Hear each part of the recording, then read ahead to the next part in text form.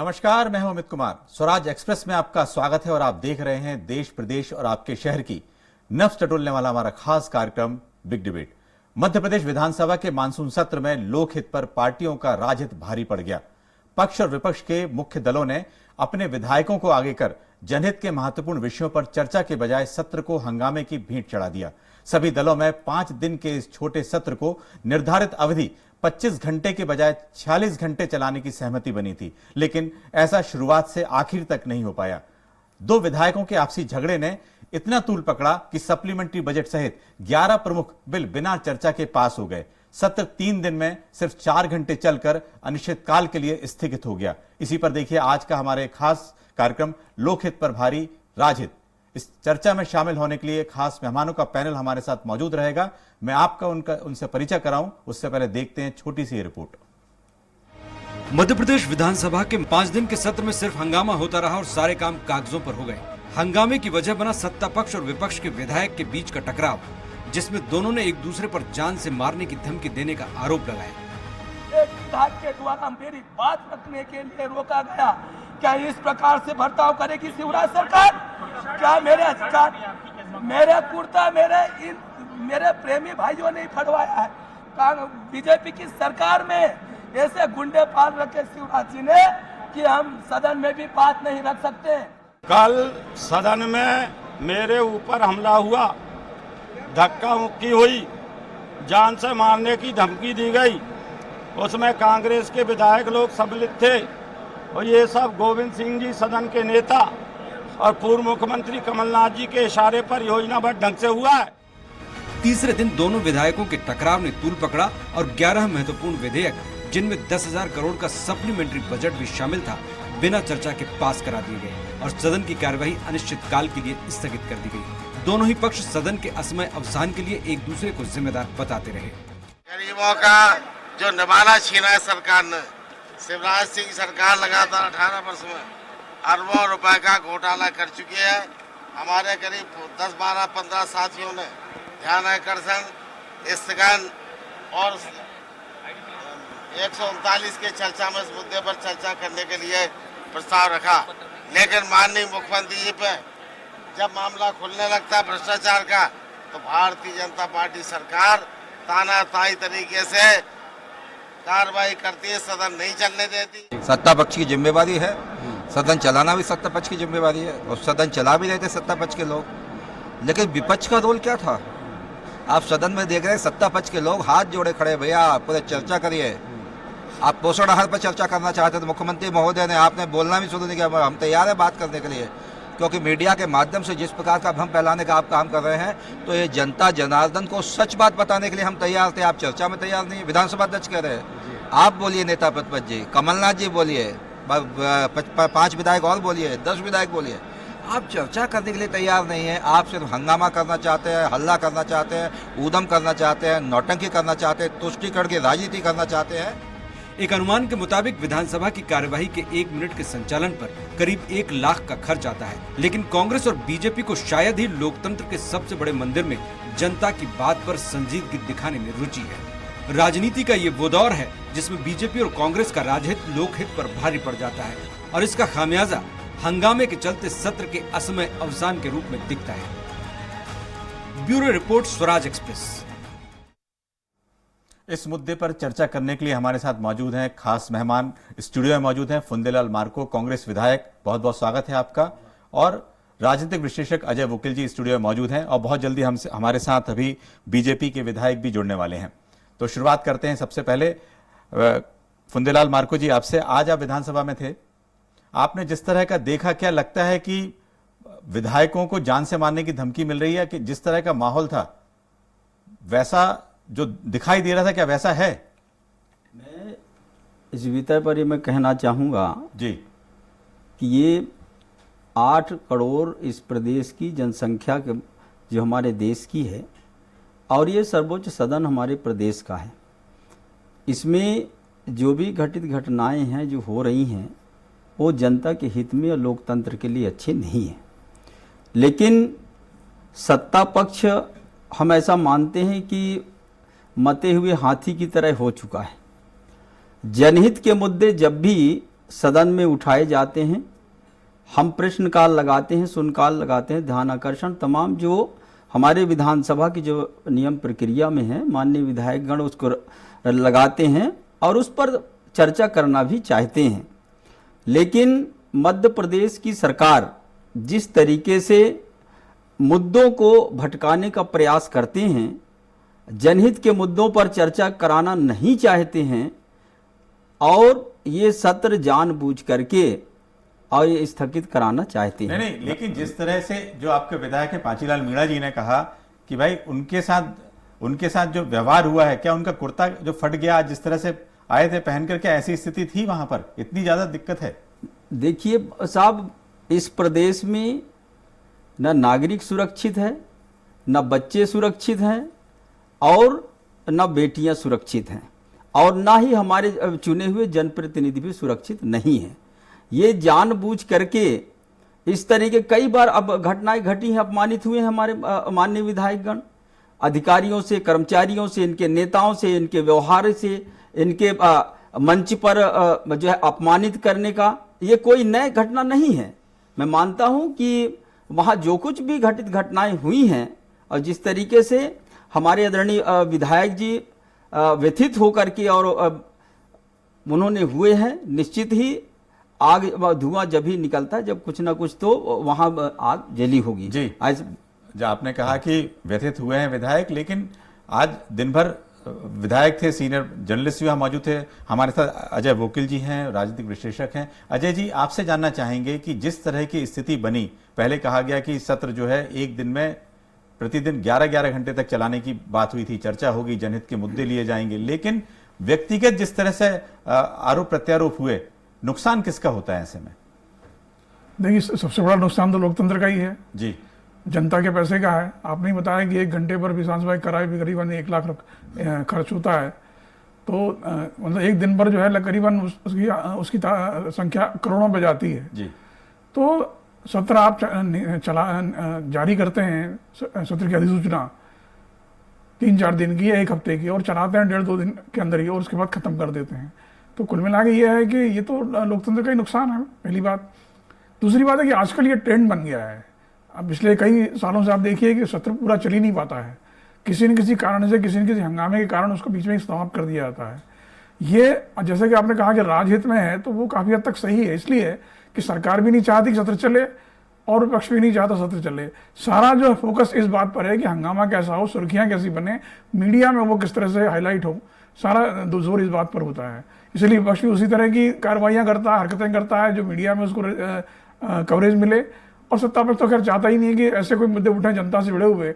अभी आहार पोषण मुद्दे पर कांग्रेस काफ़ी हंगामा करना चाहती थी, उसे अपने तरीके से उठाना चाहती थी।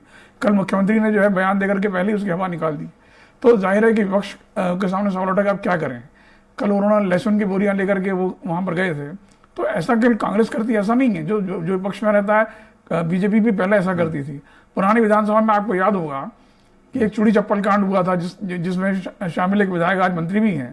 तो अजय जी, आपको 2 मिनट रुकेंगे। इस समय हमारे साथ यशपाल सिंह सिसोदिया जी हैं और बहुत ही ये कहा जाए कि वरिष्ठ विधायक हैं। स्वागत है आपका यशपाल सिंह सिसोदिया जी, आपको आवाज आ रही है? जी जी अमित जी, धन्यवाद जी। ये कहा जाए कि आज जिस तरह से हुआ, या 2 दिन से देख रहे हैं कि हंगामे की भेंट चढ़ गया पूरा सदन, वैसे ही सत्र बहुत छोटा था, और जिस तरह की बीजेपी के विधायक ने भी कहा कि उसको भी जान से मारने की धमकी जिस तरह से है, और वो भी सुरक्षित नहीं है। क्या ऐसा संभव है कि सत्ता पक्ष के लोग भी सुरक्षित नहीं है? देखिए, 2 दिन से जो घटनाक्रम चल रहा था, और इस बीच जो हल्की फुल्की उनकी दोनों विधायकों की कुछ कहा सुनी हुई होगी, उसको लेकर के अगर कांग्रेस के विधायकों ने कोई धमकी दी होगी, तो उमाकांत शर्मा जी को भी अधिकार है सुरक्षा मांगने का या किसी प्रकार की धमकी मिलने का। देखिए, पांचीलाल जी मीणा का और श्री उमाकांत जी का जो विवाद हुआ है, वो विवाद इस स्तर पर पहुंच गया कि आज स्वयं पांचीलाल जी ने अपने कपड़े फाड़ लिए हाउस के अंदर। आज तो चलिए कोई झगड़ा नहीं था ना, कल झगड़े की बात थी या कल उस तरह की चर्चा थी, लेकिन आज तो कुछ नहीं था। आज न तो लक्ष्मीकांत जी शर्मा उनकी बेंच पे गए, न कोई अंदर या बाहर परिसर में कोई मुठभेड़ हुई। और आरोप लगा दिया कि लक्ष्मीकांत जी शर्मा ने, उमाकांत जी शर्मा ने, माफ करें, उमाकांत जी शर्मा ने ऐसा ऐसा कर दिया। तो अब झगड़ा हुआ ही नहीं, खुद कुर्ते फाड़ रहे हैं और आरोप लगा रहे हैं सत्ता पक्ष के ऊपर से। सदन चलने नहीं देना चाह रहे थे ये लोग, सदन चलने नहीं देना चाह रहे। जी, लेकिन इसमें एक बात अभी चर्चा के दौरान आ रही है कि इसमें लोकतंत्र का ही नुकसान होता है। सत्ता पक्ष की भी जिम्मेदारी है कि सत्र चले, लोक हित के मुद्दे उठें, जिससे जनता को भी फायदा हो, और जो विधायक तैयारी करके आते हैं और काफी पहले से सत्र की तैयारी करते हैं, उनको भी कुछ फायदा हो सके। नहीं, निश्चित रूप से प्रश्नोत्तरी बहुत मुश्किल से प्रश्न लगते हैं, आपका कहना बिल्कुल ठीक है। 25 प्रश्नों पर डिस्कशन होता है, लेकिन शुरू से ही अगर 11 बजे से ही विपक्ष हंगामा करेगा तो प्रश्न पूछेंगे कैसे, प्रश्न का मंत्री उत्तर देगा कैसे, ध्यान आकर्षण कैसे चलेगा। अगर प्रतिपक्ष थोड़ा सा इस पर विचार कर ले और ये कहेंगे हमको जो भी फ्लोर पर बात करना है हम ध्यान आकर्षण के बाद बात करेंगे, 1 बजे बाद बात करेंगे। प्रारंभ में ही 2 घंटे शोर शराबे में कौन मचाता, हम थोड़ी मचाते हैं क्या। अगर है तो अध्यक्ष जी उसको बनाते हैं, विधायकों के ध्यान आकर्षण। आज भी कांग्रेस के साथियों का ध्यान आकर्षण था, कल भी कांग्रेस के साथियों पर हमारा खुद का ध्यान आकर्षण था।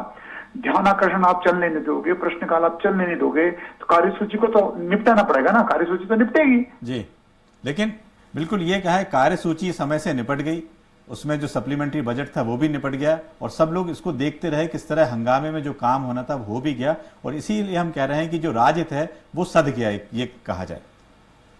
जी यशपाल जी। जी अमित जी, देखिए कुल मिलाकर के आज बजट महत्वपूर्ण था, हम तो चाहते थे उस पर भी डिस्कशन हो जाता। आखिर कर्ज माफी जो कमलनाथ जी ने नहीं की, उनके डिफॉल्टर किसानों को अगर ब्याज की गठरी से मुक्त करने की अगर बात आई है तो कितना बड़ा फैसला माननीय शिवराज सिंह जी चौहान ने। मुझे लगता है कि अनुपूरक बजट में भी कांग्रेस को चूंकि वितरित हो जाती है तो लग रहा होगा कि इस पर अगर चर्चा होगी तो भारतीय जनता पार्टी को क्रेडिट मिलेगी, जनता में भारतीय जनता पार्टी की छवि सुधरेगी। कई प्रसंग ऐसे आते हैं अगर वो बिना शोर शराबे के चर्चा में आ जाते हैं तो जनता तक बात पहुंचती, जनता तक सरकार की बात ना पहुंचे, इसलिए विपक्ष उसको दबाने की कोशिश करता है। आप एक मिनट बने रहिए यशपाल जी। हमारे साथ इस समय विधायक फुंदीलाल मार्को जी स्टूडियो में मौजूद हैं, वो कुछ कहना चाह रहे हैं आपके इस बयान पे। जी माननीय हमारे सिसोदिया जी बहुत वरिष्ठ हमारे माननीय विधायक हैं। मुझे दुख के साथ ये कहना पड़ता है कि कमलनाथ जी ने किसानों का ऋण माफ नहीं किया। क्या सदन में जो रखा गया 27 लाख किसानों का हमने ऋण जो माफ किया, माननीय विधायक जी आप भी उसी सदन में हैं, मैं भी उसी सदन में हूं। जो सत्य है उसको स्वीकार करके कृपया बोलने की कृपा करें। दूसरा, आज जो भी स्थितियां निर्मित हुई हैं उसके कारण आप स्वयं हैं। ये खरीद फरोख्त का सरकार बना करके कमलनाथ को क्यों आप दोषी बना रहे हैं? आप अपने ऊपर ये लें कि आपको जो हमारा जनता जो मध्य प्रदेश का है वो कांग्रेस को सरकार बनाने की अनुमति प्रदान की थी, हमने सरकार बनाया और तोड़ फोड़ की राजनीति किसने किया? और आपके कर्मों के कारण हम जो है जनता के जो है ऋण माफ नहीं किया, किसानों के ऋण माफ नहीं कर सके। इसको क्यों नहीं स्वीकार कर रहे हैं? बात जो है आप बहुत पुरानी लेके जा रहे हैं। आज जो हम लोग विषय जो है कि आज जो 3 दिन लोगों ने देखा है, जनता ने देखा है, और ये जो सत्र था इसको पोस्टपोन किया गया था, उसके बाद भी ये स्थिति बनती है। यदि 5 दिन के सत्र में भी हम 4 घंटे तक बहस नहीं कर पाए और उसमें जनहित के मुद्दे नहीं उठा पाए तो जरूर इस पे सवाल होना चाहिए। इसलिए जी ये यशपाल जी जी नहीं, जनहित के मुद्दे थे तभी तो जो कार्यसूची बनती है उसमें जो कुछ तय एजेंडा होता है। आप बताइए कि कार्यसूची में विधेयक नहीं आए क्या, कार्यसूची में पत्रों का पटल पर रखा हुआ नहीं आया क्या? और कांग्रेस यदि चर्चा करना चाहती थी तो खामोश हो जाती, चुप होकर के बात सुन लेती। हम तो तैयार बैठे हैं, सरकार को तो जवाब देना है। आप प्रश्न ही नहीं करोगे, हंगामा करोगे और रघुपति राघव राजाराम करोगे और सत्र समाप्ति के बाद अगर आप 1.5 घंटे तक विधानसभा के अंदर नीचे जमीन पर लेटोगे, वेल में पांव पसार के बैठोगे, आप क्या दिखाना चाहते हैं?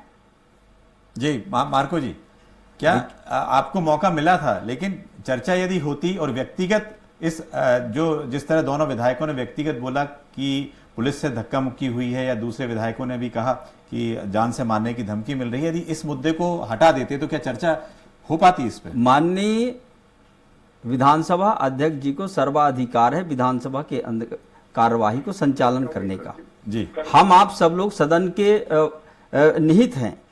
माननीय अध्यक्ष जी अब दोनों विधायकों को एक नोटिस देते कि ऐसा क्यों हुआ। आप तत्काल अपना जवाब दें, उस पर हम कार्यवाही करेंगे जो भी गलत होगा। जी ये भी माननीय अध्यक्ष जी का सर्वाधिकार के अंतर्गत है।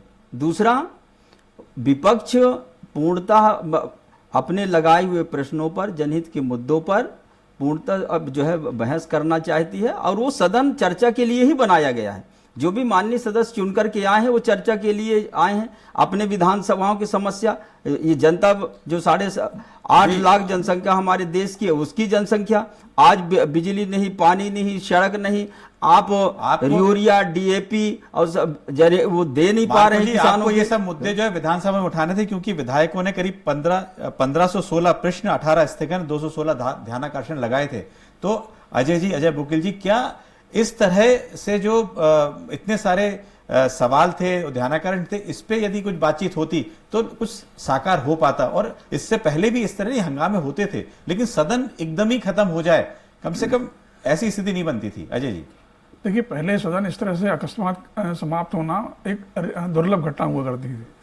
मुझे याद है कि दिग्विजय सिंह जब मुख्यमंत्री बने थे तो उन्होंने घोषणा की थी कि सदन की साल में कम से कम 75 बैठकें होंगी जी। पहले मानसून सत्र, अपने जो बजट सत्र है वो कम से कम 1.5 महीने चला करता था, और बाकी के दोनों सत्र कम से कम 15 दिन तो चलते ही थे। और कभी कभार ऐसा होता था कि कोई बड़ा घटनाक्रम हो जाए या किसी और कारण से सदन बीच में स्थगित होता था, जल्दी खत्म हो जाता था, वो भी 1-2 दिन पहले। लेकिन अब तो ये मैंने कहा ना कि ट्रेंड बन चुका है। अधिसूचना जारी होती है कितने दिन की और चलता कितने दिन है जी। तो कुल मिला के ये है कि हालांकि इस बार विधानसभा अध्यक्ष जी ने एक काम अच्छा किया, जो जिसकी मैं सराहना करूंगा, कि उन्होंने देर तक सदन की बैठकें चलाई हैं, तो उससे एक टाइम कवर हुआ है। दरअसल क्या है, विधानसभा चलाने पर जितना खर्च करोड़ों रुपया होता है उसको इस तरह से बचाया जा सकता है। ये बल्कि आगे भी उनको करना चाहिए, भले आप दिन कम कर दीजिए, लेकिन बैठकों का जो टाइम है, बैठकों की अवधि है, वो बढ़ा दें तो वो किसी हद तक कवर हो सकती है। लेकिन मुख्य मुद्दा ये है कि जो प्रश्नकाल होता है विधानसभा में, वो विपक्ष के लिए और यहाँ सत्ता पक्ष के लिए भी उतना ही महत्वपूर्ण होता है, क्योंकि वो जो सदस्य जो सवाल करते हैं उसका सरकार अधिकृत जवाब देती है। कई बार उस पर बहस भी होती है, और कई बार मैंने ये भी देखा है कि सदन के अंदर विपक्ष तो छोड़िए, खुद सत्ता पक्ष के विधायक भी अपनी सरकार को घेरने से नहीं चूकते हैं। जी, आपने बिल्कुल ठीक कहा है कि इस तरह के प्रश्नों का, और सिसोदिया जी, आपको भी लगातार 2 दशकों से हम लोग देख रहे हैं, लगातार अब इस तरह के मुद्दे उठाते रहे हैं। और ये जो बात अजय जी ने कही कि कम से कम एक निश्चित दिन होना चाहिए, अचानक ही, क्योंकि इसके पहले भी करीब 4-5 सालों से देख रहे हैं छोटे सत्र भी जो हैं पूरे नहीं हो पाए हैं, और वो सत्र भी 5 दिन का सत्र 3 दिन चलेगा, 3 हफ्ते का सत्र 4-5 दिन चलेगा। तो ऐसी स्थिति बन रही है, तो आप लोगों को लगता है कि इसमें आगे जो सत्र आए कम से कम ये पुनरावृत्ति ना हो? यशपाल जी, देखिए, विधानसभा के अध्यक्ष जी ने जी नॉन स्टॉप 13 घंटे 2 दिनों तक सदन को चलाने की बात परसों ही कही थी, क्योंकि एक दिन पूरा हंगामे की भेंट चढ़ गया था। तो माननीय स्पीकर साहब ने उसके अवर्स बढ़ा दिए, 7 घंटे की जगह 8 घंटे की जगह 13.5 घंटे कर देते, लंच ब्रेक भी नहीं होगा। अब इतना सब कुछ करने के बाद अगर प्रतिपक्ष नहीं चलने देगा तो कैसे काम चलेगा? जी, तो इसका आप मानते हैं कि पूरी गलती जो है प्रतिपक्ष की थी? सिर्फ प्रतिपक्ष खामोशी से अपनी बात रखे, हंगामा हल्ला ना करे, बेल में न चढ़े, और अपनी बात फ्लोर पर, सीट पर हम बैठे, उस सीट पर अगर बात करेंगे, क्योंकि तो सरकार से मंत्री माननीय मुख्यमंत्री जी उसका जवाब देंगे। क्योंकि आप तो कुछ करते नहीं चाहते हैं, तो कैसे काम चलेगा? जी, लेकिन सिसोदिया जी, आप भी जानते हैं कल जिस तरह से कल की यदि बात करते हैं, स्थगन पर यदि सीएम ने बोलना शुरू किया था, तो स्थगन पे कब बोला जाता? उन्होंने कहा कि नियम विरुद्ध ये सब किया गया था।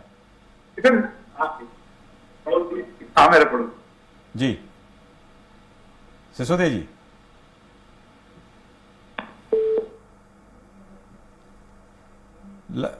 लगता है उनसे संपर्क हमारा टूट गया। जी, मार्को जी ये कह रहे थे कि कल का भी जो जिस तरह से हंगामा हुआ था, उसके लिए जिम्मेदार आप किसको मानते हैं? क्योंकि कल भी हंगामा हुआ था और आज भी इस तरह से हंगामा हुआ है। आज आपने देखा किस तरह से कार्यवाही उन्होंने आधे घंटे के अंदर जितने भी विधेयक थे और सप्लीमेंट बजट पास कर लिए, सत्ता पक्ष का काम बन गया, विपक्ष के जो मुद्दे थे वो नहीं उठ पाए। तो इसको लगता नहीं है कि आगे आने वाले समय में यदि चर्चा होगी तो ही सार्थक हो पाएगी ये सब बातें? मैं ऐसा मानता हूं कि जिस तरीके से मध्य प्रदेश की विधानसभा और चल रही है और सरकार चला रही है, उसमें जनहित के मुद्दों को छोड़ करके और पूर्णतः ये स्वयं सदन को चलाना नहीं चाहते हैं। जी, ये अभी माननीय मोदी जी 17 तारीख को उनके आगमन हो रहा है मध्य प्रदेश में जी। सारे लोगों का फोकस उनके कार्यक्रम पर है। हाँ। वो नहीं चाहते थे, यदि 17 तक चूंकि हमारा सदन है और यदि वो आएंगे तो निश्चित ही उसके वहाँ हंगामा होगा। हम उसके तैयारी में लगे हैं, सारे चीजें उस पर जो है लोगों ने अपने समय दे रहे हैं। ये जानबूझ करके इस सदन को उन्होंने स्थगित कराने का प्रयास किया, उसमें इन्होंने सफल भी हो गए। अब जनहित के मुद्दे जो हमारे सदन में चर्चा होना चाहिए, ये चर्चा से स्वयं सरकार भागती है। हम तो जो हमारी नियम प्रक्रिया है हम प्रश्न लगाते हैं, उस पर सार्थक आप चर्चा करिए, अब उसमें माननीय मंत्रीगण उसमें जवाब दें। लेकिन जिस तरह से आज ये मामला उठा है उससे लगता है कि आदिवासी विधायक ने जिस तरह से इस तरह पूरा किया है कि जो कुर्ता फटा है या बाकी स्थिति सामने आई, तो क्या एक सहानुभूति वाली बात भी थी इस पे? सहानुभूति नहीं साहब, देखिए आदिवासियों की जो मुद्दे हैं आज नहीं, जिस तरीके से ये पूरे मध्य प्रदेश में जो घटनाएं आदिवासी समाज के साथ हो रही है वो छुपा नहीं है। यही मध्य प्रदेश है जहां 20-20 फीट जो है गड्ढे में नीचे जो है आदिवासियों को लोगों ने हत्या करके गाड़ दिया गया, बलात्कारें हो रही, अपहरण हो रहे हैं, ये तमाम घटनाएं घटती जा रही हैं। कोई नई बात यहाँ नहीं है। तो आदिवासी विधायक हमारा किसी प्रकार से यदि आहत हुआ है तो निश्चित विधायक दल और कांग्रेस हम उसके साथ हैं और सरकार को भी साथ होना चाहिए, क्योंकि जब मध्य प्रदेश की अदालत में चुन करके यहाँ आप माननीय विधायक गण आ जाते हैं तो कोई दल वो नहीं, वो सभी हम मानते हैं कि एक परिवार है और मध्य प्रदेश के विधानसभा के एक सदस्य होने के नाते उनका मान सम्मान, उनकी सुरक्षा करना सरकार की भी दायित्व है, ताकि किसी भी प्रकार की किसी भी माननीय सदस्य को ना अपमानित होना पड़े और उनके जनहित के मुद्दों को उठाने के उसके भी अधिकार है। मार्को जी, आपने अपनी बात रखी है, लेकिन अजय जी, जिस तरह से अभी हम लोगों ने चर्चा में बातचीत सामने आई है, आपने भी कहा है कि पहले के समय में करीब 2 महीने का बजट सत्र और करीब 15-15 दिन के मानसून और शीतकालीन सत्र होते थे, लेकिन उसके बाद जिस तरह की स्थिति अब निर्मित हो रही है पिछले कुछ सालों से देखने में आ रहा है कि 3 दिन 5 दिन के सत्र हैं, तो ऐसे में विधानसभा की कितनी उपयोगिता सिद्ध होगी? जैसे कहा कि भाई आगे आने वाले समय में ये होगा कि जितना काम है उतना बस 1-2 दिन में कर लीजिए, बाकी उसकी जरूरत महसूस नहीं होगी। तो ऐसा लगता है कि अब आत्मचिंतन का समय है कि आगे आने वाले समय में चर्चा होना स्वाभाविक है और ज्यादा से ज्यादा होनी चाहिए, क्योंकि अब चुनाव से पहले मेरे हिसाब से 3 सत्र हो पाएंगे, बहुत ज्यादा यदि होते हैं तो। हाँ, इससे तो नहीं होंगे जी, क्योंकि इसके बाद शीतकालीन सत्र होगा, मानसून होगा, अपने उसके बाद बजट और फिर एक मानसून होगा, उसके बाद विधानसभा चुनाव आ जाएंगे जी। मुझे तो ऐसा लग रहा है कि अगर इसी हंगामे की तरह सदन चलाना है तो वर्चुअल मीटिंग ही कर लेना ज्यादा बेहतर है जी। क्योंकि जो जहाँ बैठा है अगर और थोड़ी तकनीकी अगर प्रौद्योगिकी और उन्नत हो जाए तो ये सदन में आने की जरूरत भी नहीं है, वैसे ही चला सकते हैं। आगे ये प्रस्ताव आए तो हमें आश्चर्य नहीं होना चाहिए। देखिए, लेकिन विरोध करने का भी एक शालीन तरीका होता है। अमित जी, एक बहुत बढ़िया उदाहरण मैं आपको बताऊं, ये दिग्विजय सिंह मुख्यमंत्री थे और डॉक्टर गौरीशंकर शेजवार नेता प्रतिपक्ष में थे, भाजपा के विधायक थे। उस समय तबादला उद्योग का बड़ा हल्ला हो रहा था और भाजपा ने आरोप लगाया सरकार पर कि तबादला में बहुत पैसे का लेन देन हो रहा है। तो उसके विरोध का एक बहुत शालीन तरीका उन्होंने खोजा था, मुझे अभी भी याद है वो। उन्होंने सारे तबादला आदेशों की बहुत बड़ी लंबी लंबी सूचियां बनाई थी जिसकी लंबाई लगभग किलोमीटर में थी। अच्छा। उन्होंने कई ऐसी सूचियां बना के गोल करके और विधायकों को बांट दी। जैसे ही सदन शुरू हुआ और ये मुद्दा उठा, सब तरफ से उस जो सूचियां खुलना शुरू हो गई एक तरह से। तो अध्यक्ष के आसन तक वो लंबी की लंबी लिस्टें जैसे होती हैं वो चलती चली आई और सारा सदन भौचक्का रह गया, कोई समझ नहीं ये क्या हो रहा है। लेकिन ये विरोध का एक बहुत शालीन तरीका था, कोई हल्ला नहीं, कोई आरोप प्रत्यारोप नहीं, कुछ नहीं। सरकार बहुत आहत हुई उसको लेकर कि भाई ये क्या तरीका है, लेकिन ये एक बहुत शालीन तरीका था विरोध करने का। तो विरोध इस तरह से भी किया जा सकता है और सरकार को उसकी जगह दिखाई जा सकती है। लेकिन हर वक्त ये कपड़े फाड़ना, मारपीट करना, जूते चप्पल कराना और उटपटांग किस्म की बातें करना, नारे में आपने ठीक कहा कि जिस तरह से कपड़े फाड़ना और जिस तरह से हंगामा करना, इससे पक्ष विपक्ष दोनों को ही नुकसान होता है। और जैसा देखा गया कि शीतकालीन जो मानसून सत्र था ये अनिश्चितकालीन के लिए स्थगित हो गया है। परसों जो है प्रधानमंत्री मोदी आ रहे हैं, इसलिए जितने भी यहाँ पर सत्ता पक्ष के काम हैं अब वो उसमें लग जाएंगे। हो सकता है कुछ प्री प्लान्ड हो, कुछ किया जा रहा हो। लेकिन आप लोगों का बहुत बहुत शुक्रिया आज के कार्यक्रम में शिरकत करने के लिए। कल फिर हाजिर होंगे नए विषय के साथ बिग डिबेट में। नमस्कार।